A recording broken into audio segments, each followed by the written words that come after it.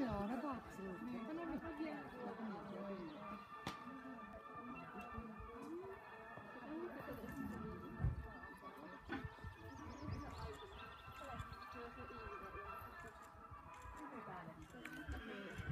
Se on jäätynyt kasvu.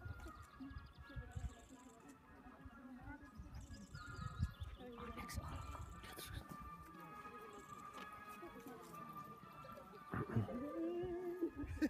Oli tosi hyvä suuri. Kyllä joo.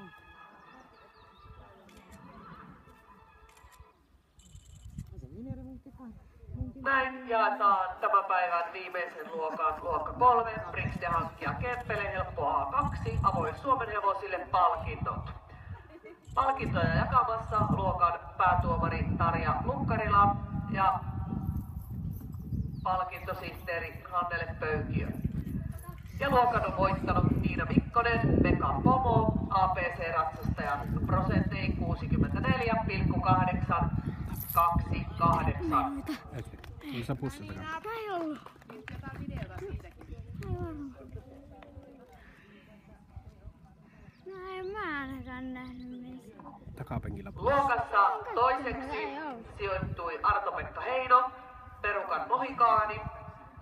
Myös APC-ratsastusseurasta prosentein 64,483.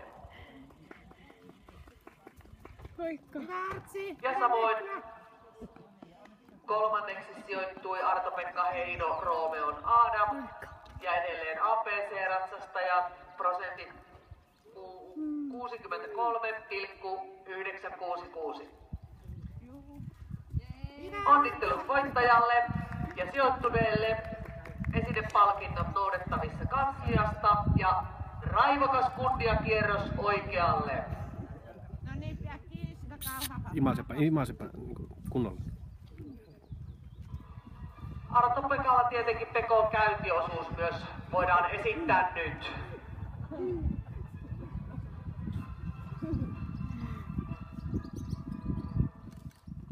Onnittelut Niina Mikkonen ja Arto-Pekka Heino.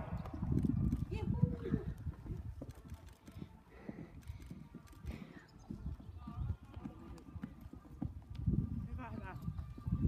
Olet kyllä niin kuin isot pojat. Ei Joo, kyllä. Tää hakee voittako. No niin, mennään tsemppiä huomiselle. onko tästä vielä, onko tässä nyt tuo? On siinä. Joo, sen verran. Otahan videolle huomenna, katsotaan se.